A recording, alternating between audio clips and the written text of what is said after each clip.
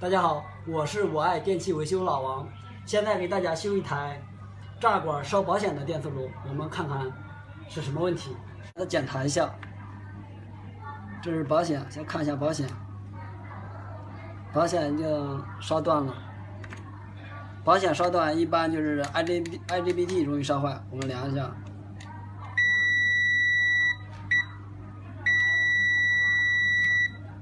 IGBT 这个块也烧坏了，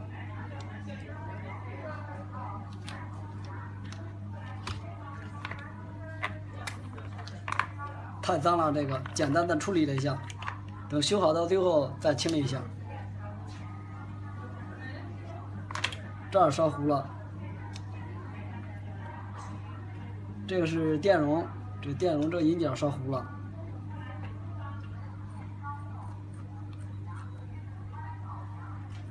0.3微法的电容，这样烧糊了。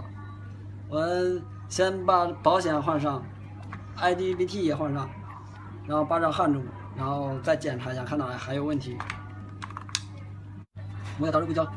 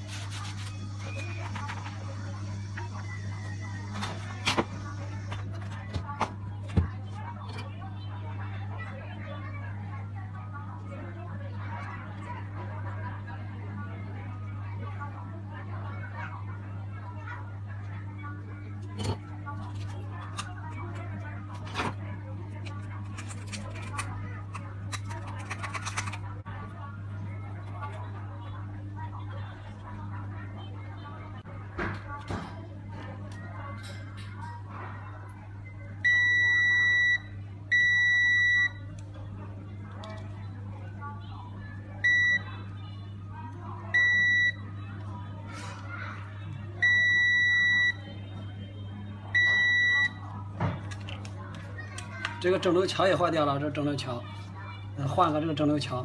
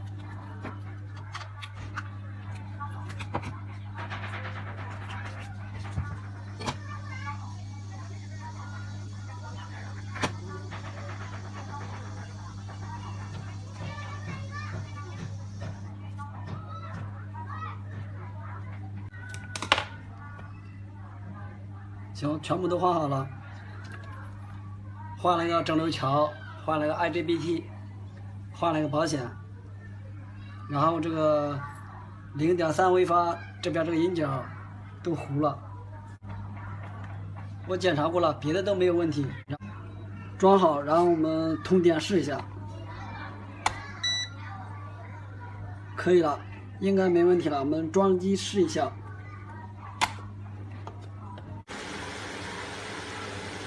这台电磁炉修好了，就换了这3个零件，一个保险，一个桥锥，一个 IGBT， 现在都正常了。谢谢大家观看。剃须刀钝了加胡子，很多人呢都是把上面的刀片给它换了。其实呢，我们不需要更换刀片，只需要呢用一个烟盒就可以快速的让这个剃须刀立马锋利如新。这个方法呢非常好用，有很多人呢都没有见到过，也都不知道，给大家来分享一下。首先呢，我们来看一下这个方法到底有多好用。我们首先来看，先把上面这个支架给它拿下来，然后呢，我们把里边的这些保护罩还有刀片我们都给它取下来。我们来看，就这样都给它拆开了以后，接下来我们把这个烟盒里边的锡箔纸我们给它拿出来。我们主要就是用这个东西拿出来以后，然后呢，我们把这个烟盒给它折叠一下，就这样叠几下以后，然后呢，我们用一个剪刀给它剪一下，都剪成细长条的形状。用这个修复剃须刀非常好用，我们看，就这样给它剪成这个样子以后，然后接下来我们再用这剪刀横着剪，把这些都给它剪成细小的碎末。都剪好了以后，然后我们把剃须刀上面这个保护罩再都给它放回去，3个都放回去。我们看，给它放回去以后，然后呢，把这些给它分成3部分，放在这个保护罩里面。我们看，这样放进去以后啊，然后我们再把刀片给它放回去。这个方法呢非常好用，很多人呢都不知道，也都没有测试过。我们来看。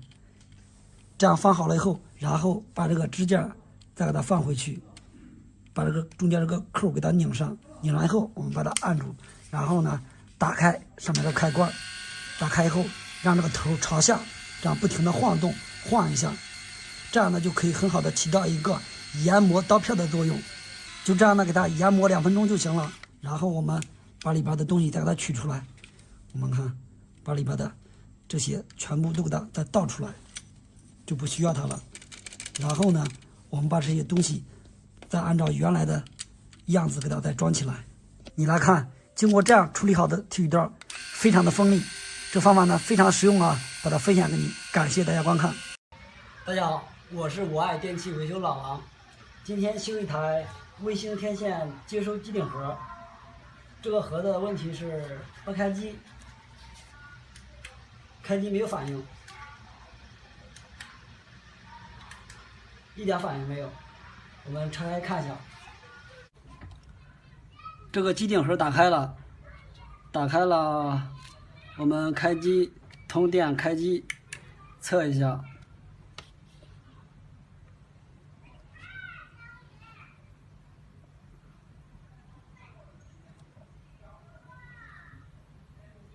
这儿1.9伏，这儿电源不对，这一组应该是3.3伏。这一组19.9伏，这一组应该是15伏才对。看这一家，这一家不对，这应该是20伏，它是27.7。这2组电压偏高，然后这个3.3伏这儿电压偏低，电压偏低这儿，这不对。我感觉是这个电源板的问题。刚才我已经看了，刚才我看是这个小电容，这个是连3.3伏的10伏1000微法电容，这个稍微有一点鼓，稍鼓一点。然后我把这个换掉，再试一下。这个小电容拆下来了，这个小电容是10伏1000微法的，然后我们短接一下放下电，量一下电容的容量。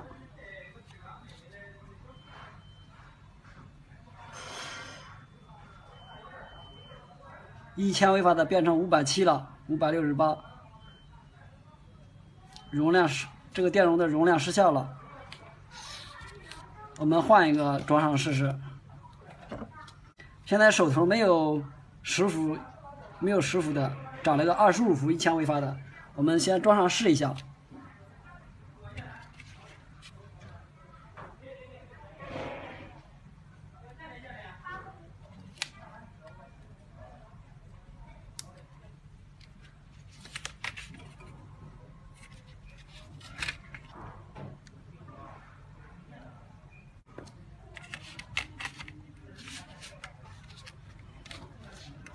然后再通电试一下，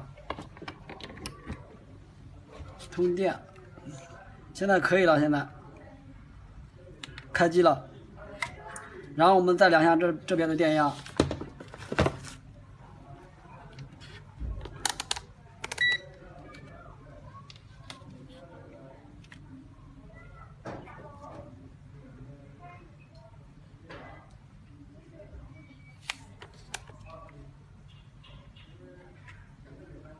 3.3伏，这个正常。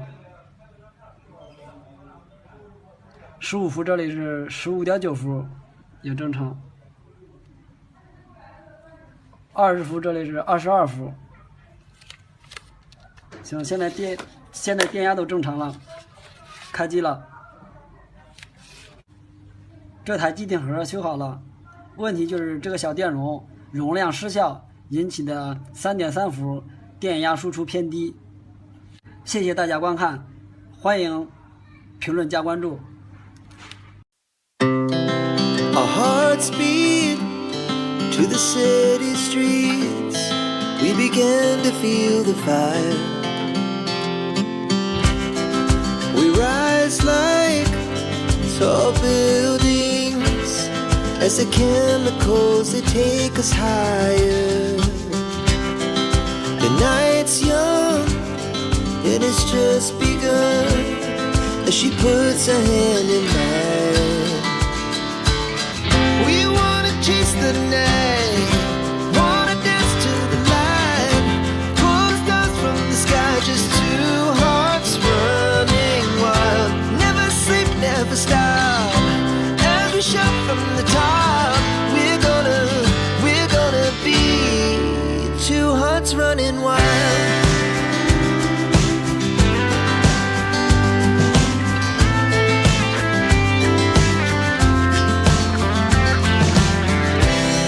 Now the morning is the afternoon.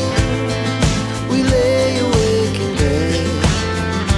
原来用个打火机就可以修好家里坏掉的电水壶，不管这电水壶出现了什么毛病，都可以用它来解决。我们来看一下这个方法到底有多好用。像电水壶呢坏了以后，无非就3种情况。第一种情况呢就是电水壶不通电，这个情况见的最多的。然后其次呢，另外一种情况呢就是电水壶通电，上面只是灯亮，但是它不加热。还有另外一种情况就是电水壶烧开水后呢，它一直烧水，它也不断电。就是3种情况，给大家分享一下如何解决。我们来看，首先呢，我们用了打火机的时候，我们把这打火机先给它拆开。我们看，先把这个上面这个防风罩给它先抠开，然后呢，我们把它里边这个东西给它拿出来。这个东西呢是一个电打火的一个电子元件，我们主要就用这个东西就可以快速的检测到底是哪出现了问题。我们看，首先第一种啊，电水壶不通电啊，是吧？我们首先要检测一下这个电水壶中间底座里面是有3个金属弹片的，3个金属弹片对应的位置就是这3个插头。我们测一下，看一下这线断不断。把它放在任意一个片上面，这样打一下。如果打这个手麻，就说明这个线它是通的。如果不麻呢，我们再换一个金属片，再触摸住这个，再来测试。如果麻了，就说明这个线它就是通的，没有问题。那么我们再来检查一下这个电水壶。首先呢，我们把这个电水壶后盖先给它拆开。拆开以后呢，我们来检查一下这个开关。不通电呢，我们首先要检查开关，把这开关先打到开的位置，然后呢，看手柄上面这2条线，就是开关上面的线，我们一只手触摸住开关上面的一条线，然后呢，我们用这个东西打下另外一条线。如果这样一打手麻，就说明啊，这个开关它就是好的；如果不麻，就说明开关坏了。然后呢，接下来再来测一下这个耦合器。其实这个耦合器坏的是比较多的，我们先把耦合器上面这2条线给它拔掉。拔掉了以后呢，我们测的时候啊，就是一只手摸住一个上面的金属弹片，然后呢，用这个电子元件啊，看一下这个上面有2个铜圈，分别打下这个铜圈来测试一下。打完以后呢，还是非常麻的。如果不麻呢，就打里边这个铜圈。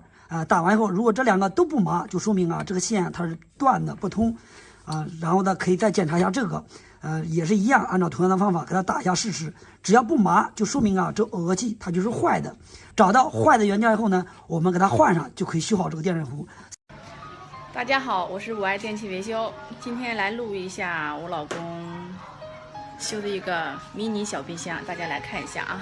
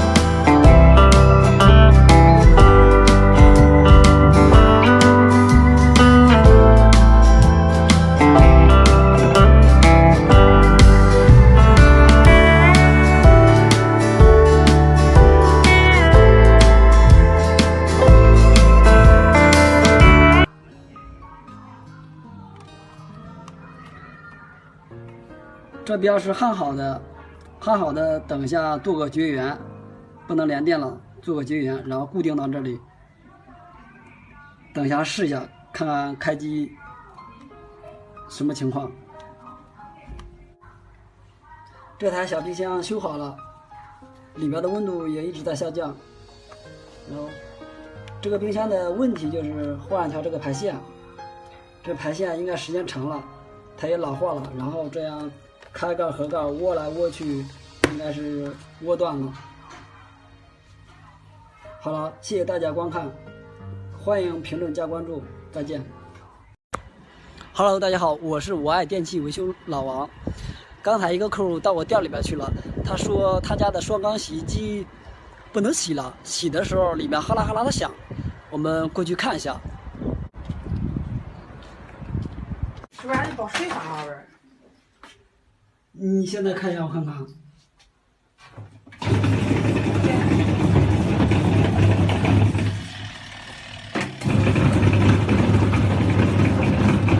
哈啦哈啦响，上面不打的转是吧？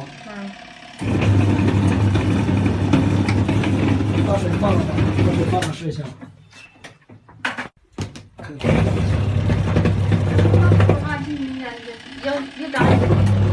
放水上面就不打转了。啊，这个咯噔响开，我就喝到这什么声音？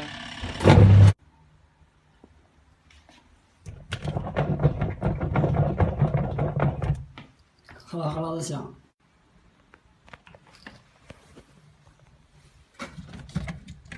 插不住了。看着了，减速器坏了，就这个减速器坏掉了，坏了这个，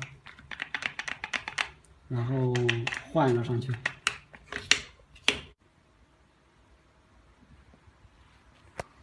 好的，这个新的拿过来了，我们现在把它装上。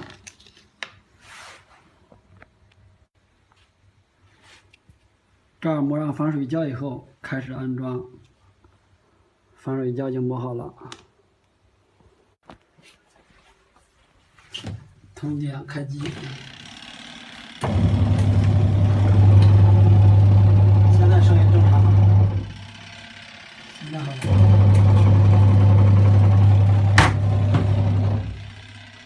好的，这台洗衣机修好了，欢迎大家观看。欢迎评论加留言加关注，再见。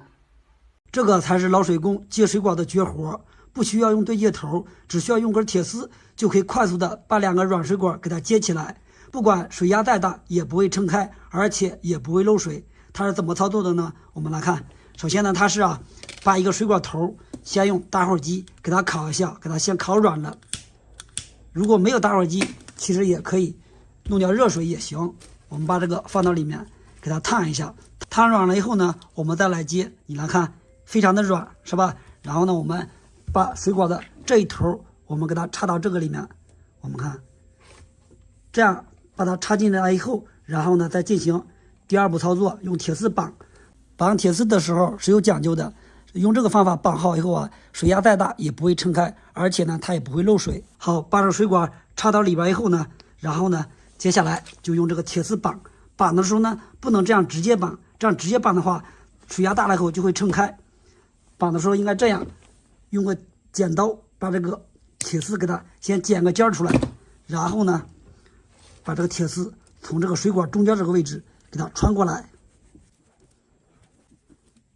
你来看，就这样穿过来以后，接下来呢就是把这个铁丝从这儿转一圈，绑一下。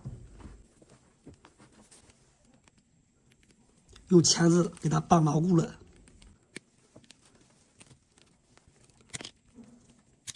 接好的水管，我们来看一下效果。水压越大，这个水管呢膨胀的就越粗，越粗这个铁丝绑的就越紧，它就越牢固水压再大也不会把它撑开。这个方法呢非常的好用，把它分享给你，感谢大家观看。继电器坏了怎么测量好坏呢？现在很多电器上面都使用这种继电器，比如这个洗衣机主板，你看上面这些都是继电器，还有空调、热水器、电饭锅等等用的是比较多的。但是这个东西坏的也比较多，坏了以后我们需要怎么测量呢？先来看这两个都是12伏的，我们把它反过来看一下上面的引脚，最常见的就是这种4条腿的，4个引脚的，这个是5个引脚的，它们的测量方法都是一样的，给大家分享一下啊。我们首先仔细看一下这几个引脚，它的粗细都是不一样的。先看这一排63个啊，两侧的这个引脚是比较细的，这2个脚就是供电脚，而其他的3个脚都是比较粗的。仔细看，粗的引脚是控制电器设备的，这个继电器呢，3个粗引脚，默认呢这2个引脚它是导通的，这2个脚是断开的。如果给它送上12伏电后呢，这2个脚就变成分开了，就断开了，这2个脚就变成导通了。像这个4脚的也是一样的，给它默认呢这2个脚它是断开的，当给它送上12伏电后呢，这2个脚就导通了。我们来测试一下啊。首先呢，我们先准备就是一个电源，把腕表先调到风明档，然后呢把这个电源12伏的电源给它分别夹在继电器的供电脚上面，仔细听，上面是有细核的声音，听。有细核的声音就说明啊，它一般它没有坏，但是呢这个方法也不准确。如果没有细核声音，那就100%它坏了。有细核声音就是可以说啊，它有可能不坏。我们给它夹上夹子以后，然后呢我们用表来测量一下中间的这个角，就是控制断开的这2个角啊，就是中间这2个角。我们来看，你听，哎，这样就导通了是吧？当我们把这个电给它断开以后再来测量，如果它不导通了，就说明这个继电器就是好的。你看现在不导通了是吧？只要给它送上12伏电，它可以导通，断了电以后它可以不导通，这样就说明这个继电器就是个好的。这个方案呢非常简单是吧？分享给大家，感谢大家观看。Hello， 大家好，我是我爱电器维修老王。现在我们去幼儿园去修一个 LED 滚子屏，就是 LED 广告屏，我们去看看。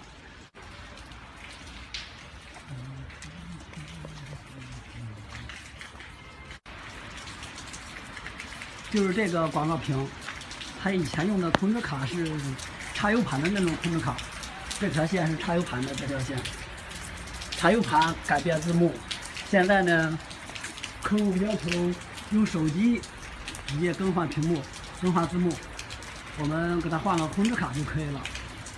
我这个控制卡是带 WiFi 功能的，可以直接连手机改变字幕。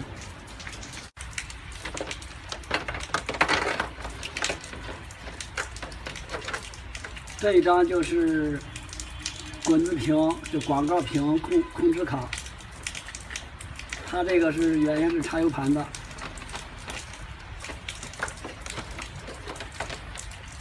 我们给它换掉就可以了，换个带 WiFi 功能的。好的，这张 WiFi 控制卡我们换好了，等一下给它包一下，装上。包好了，然后充电测试，调试一下再。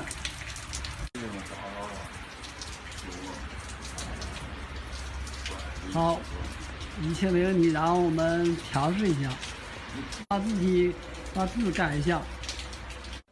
手机上下载中航软件。对，中航软件就是控制卡编辑软件。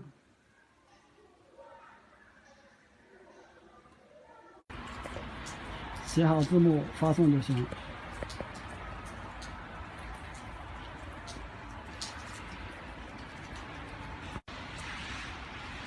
好的，这个广告屏控制卡换好了，这是 WiFi 控制的，以后想修改字比较方便。好了，本期视频到此为止，谢谢大家观看，欢迎评论加关注，再见。Hello， 大家好，我是老王。今天朋友从外地发过来一台投影机，是小型的 LED 的投影机，他说是不开机，电源指示灯不亮，然后我们看看是什么问题。就这台小机器，我们通上电看看，通上电了，通上电这儿指示灯不亮，没有指示灯，没有待机指示灯，应该是电源板的问题。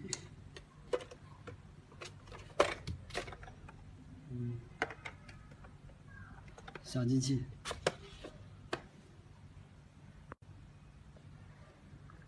机器拆开了，这是机器的电源板。然后我们通电量一下，看这个机器有没有300伏，先看看，这里是300伏，我们看一下，有这边是330伏，这边正常，有330伏，这边输出没有电，这是 D， 这边输出这儿没有电，有300伏，然后我们接着往300伏往后插。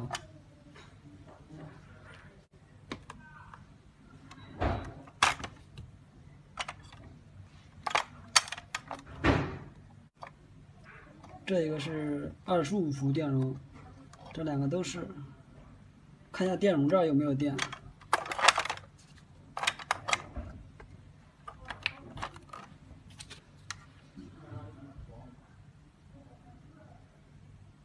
这是25伏电容，电容这边有电，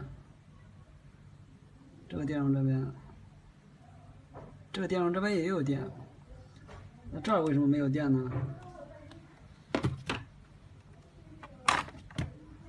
再看一下，这里好像看着有个小电容糊了，这边。没有电输出，是这儿烧糊了。我量的这个电容这儿有电，然后到这个排线口这儿没有电，中间是隔的电容，然后这个电路板这个锡箔线给烧断了，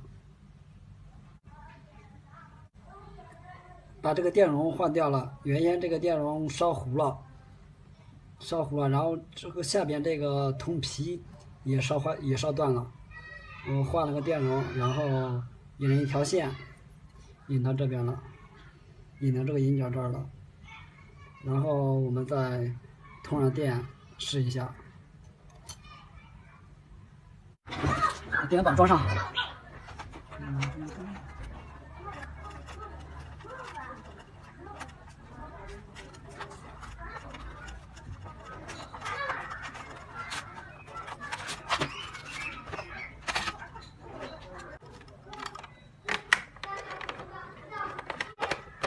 行，通电试一下，可以了，有电源指示灯了，开机，好了，这台机器修好了，这个机器是 LED 的，亮度不怎么高，这台机器，好了，本期视频到此为止了，谢谢大家观看，欢迎评论加关注，再见。原来把电池放到烟盒上面就可以给电池充电，很多人呢都不知道这个方法，给大家呢来分享一下。我们来看，首先呢我们放的时候呢，先把这个烟盒我们给它先拆开了以后来放。我们看，先把它拆出里边的这一层，我们主要就用里边这一层锡箔纸。用它充电的时候呢，我们来看啊，不管是这种5号电池、7号电池或者1号电池都可以。在它充电之前呢，我们先测量一下，找一块电量最低的电池，我们给它充电。我们先测这一块，你看是 1.44， 这一块是有电。然后这个小的我们看啊是 1.43， 然后再看这一块 1.40， 就这块电池电量最少，我们呢就给它来充电。充电时我们来看，首先呢我们把这张锡纸啊，我们给它先撕开，我们看撕下来一截以后，然后呢我们从中间再来给它撕一下，只需要用这2个锡箔纸就可以了。